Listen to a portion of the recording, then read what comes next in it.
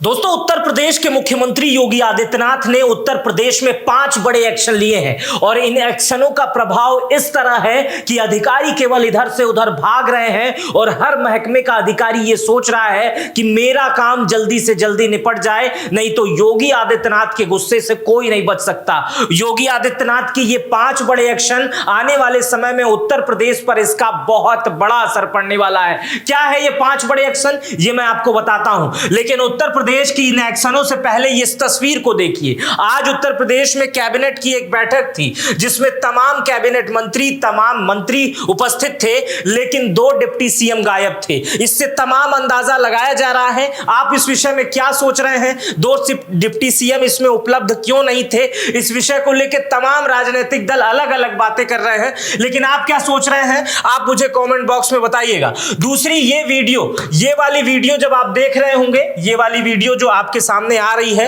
इस वीडियो में देखिए प्रधानमंत्री मोदी आ रहे हैं। सेंट्रल हॉल है संसद का, 2 दिन पहले की वीडियो है। प्रधानमंत्री मोदी आ रहे हैं और योगी उन्हें देख के ताली बजा रहे हैं, लेकिन यहां पर देखिए प्रधानमंत्री मोदी को योगी आदित्यनाथ देख तक नहीं रहे हैं। और उसके बाद पूरे सेंट्रल हॉल में योगी आदित्यनाथ की ये मायूसी से भरी तस्वीर पूरे दुनिया ने देखी, पूरे देश ने देखी। इसके अलग अलग मायने निकाले गए। हालांकि योगी आदित्यनाथ की तरफ से इसका कोई जवाब नहीं आया, लेकिन अलग अलग लोग इस मायूसी को यह कह रहे हैं कि उत्तर प्रदेश में सीटें कम आई हैं, इसलिए योगी आदित्यनाथ मायूस हैं। कुछ लोग ये कह रहे हैं कि मुख्यमंत्री को प्रधानमंत्री ने देखा भी नहीं, इसलिए मायूस है, और शायद तमाम बड़े कारण हैं। ये तो अपने अपने आकलन हैं, लेकिन इन सब तमाम आकलनों के बाद जो 7 बड़े फैसले लिए गए हैं, उसमें से जो सबसे बड़ा फैसला ये है कि उत्तर प्रदेश में रोजगार आने वाला है। सभी खाली पद जो है वो भरे जाएंगे। बाकायदा शासन ने ट्वीट किया है, लिखा है उत्तर प्रदेश सरकार ने कि उत्तर प्रदेश में सभी विभागों के खाली पद भरे जाएंगे। इसके लिए मुख्यमंत्री योगी आदित्यनाथ ने निर्देश जारी किए हैं। उन्होंने कहा है जिन विभागों में रिक्तियां हैं, नियुक्तियां की जानी है, वो तत्काल प्रस्ताव का चयन आयोग को भेजे। मतलब हर विभाग को यह कहा गया है कि आपके वहां अगर रिक्तियां हैं, पद खाली हैं, चाहे वो स्कूल हो, चाहे वो लेबोरेटरी हो, चाहे वो मेडिकल कॉलेज हो, उत्तर प्रदेश से संबंधित जो भी सरकारी विभाग है, चाहे वो बस के विभाग हो, कंडक्टर के विभाग को, पुलिस के विभाग को, कोई विभाग हो, उसमें अगर पद खाली है तो उस विभाग के अध्यक्ष, उस विभाग के लोग बताएं हमारे वहां इतना पद खाली है, और उसको चयन आयोग को भेजे और चयन आयोग उस भर्ती को पूरी कर ले, ताकि जो रोजगार की समस्या है, आप देखे होंगे उत्तर प्रदेश में जब राहुल गांधी, अखिलेश यादव रैली किया करते थे तो सबसे पहला मुद्दा जो उठाते थे वो रोजगार का उठाते थे। जब राहुल गांधी कहते थे बब्बर शेर, हम जब आएंगे तो 30 लाख नौकरियां देंगे। शायद यही कारण रहा है उत्तर प्रदेश में अखिलेश यादव की 37 सीटें आ गई और कांग्रेस ने अपनी 2 सीटों के बजाय 6 सीटें कांग्रेस की आ गई। तो यह बड़ा कारण रहा है, और उत्तर प्रदेश से अगर ये सीटें नहीं आई होती तो शायद आज एनडीए को किसी भी घटक दल का सहारा, नीतीश या चंद्रबाबू नायडू का सहारा नहीं लेना पड़ता, और ये अपने आप में ही उत्तर प्रदेश में बीजेपी की सीटें फुलफिल हो जाती और बीजेपी अपने दम पर ही सरकार बना लेती। तो रोजगार एक बहुत बड़ा समस्या है, इसलिए चुनाव के तुरंत बाद योगी सरकार रोजगार को लेकर एक्शन में आ गए हैं। दूसरी समस्या किसान थी। आप देख रहे थे उत्तर प्रदेश में किसानों की बड़ी समस्या थी।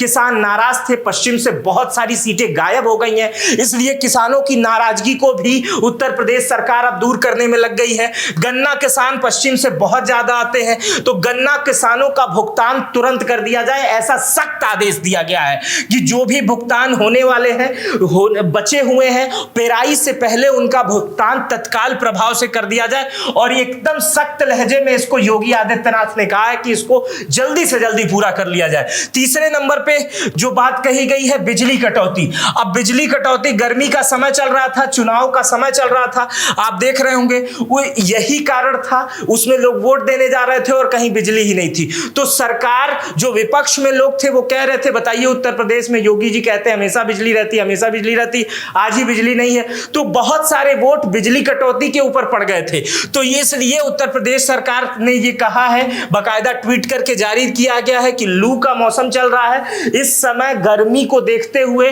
कहीं भी बिजली कटौती नहीं की जाए, बहुत ही आवश्यक हो तब कटौती की जाए, या खराब कुछ हो गया हो तब की जाए। और ऐसी स्थिति में तत्काल अधिकारी वहां पहुंचे खराबी में और उसे दूर कर ले। चौथा जो बड़ा एक्शन है ये बच्चों को लेकर है, ये 4 नंबर का मुद्दा है। शैक्षणिक कैलेंडर में बदलाव की बात कही गई है। अब देखिए क्या होता है कि 10 मई के बाद भी एग्जाम चलते हैं। ये 10 मई का आंकड़ा, ये 10 मई वाली बात इसलिए कहा हो कि जब मई का महीना आता है तो गर्मी शुरू हो जाते हैं और 10 मई के बाद भी बच्चों के एग्जाम, प्लेवेज और तमाम तरीके के करिकुलम एक्टिविटीज कुछ भी होती रहती है।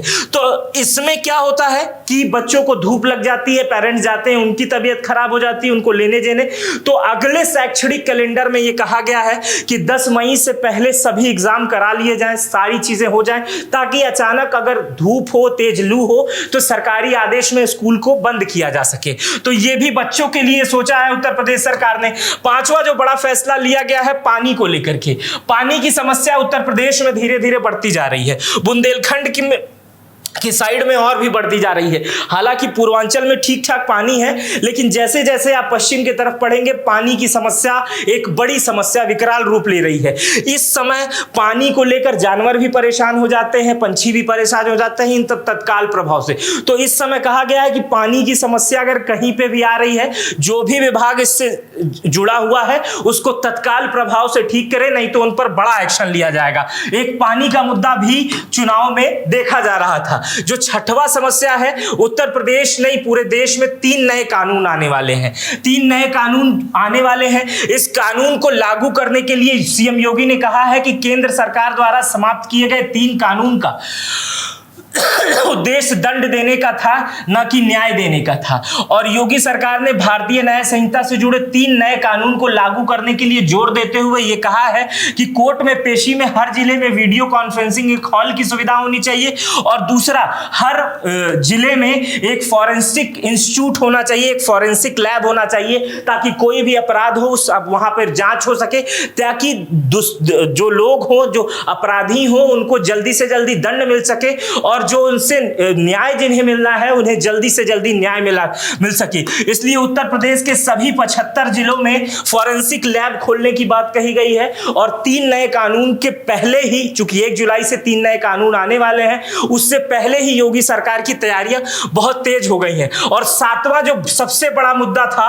मनरेगा का मुद्दा। मनरेगा के तमाम मजदूरों को पैसा नहीं मिला था, इससे मजदूर नाराज थे और जिसकी संख्या वोट पर दिखाई दी गई थी। और इसी नाते जैसे ही यूपी की नई बैठक हुई है, अधिकारियों मंत्रियों की बैठक ली है, तो सीएम योगी ने तत्काल प्रभाव से कहा है मनरेगा के जिन भी मजदूरों का पैसा बचा हुआ है, गरीब है, उनका एक ही सहारा होता है मजदूरी से जो पैसा है, उन्हें अधिकारी तत्काल लग के मनरेगा के मजदूरों को पैसा दे दें।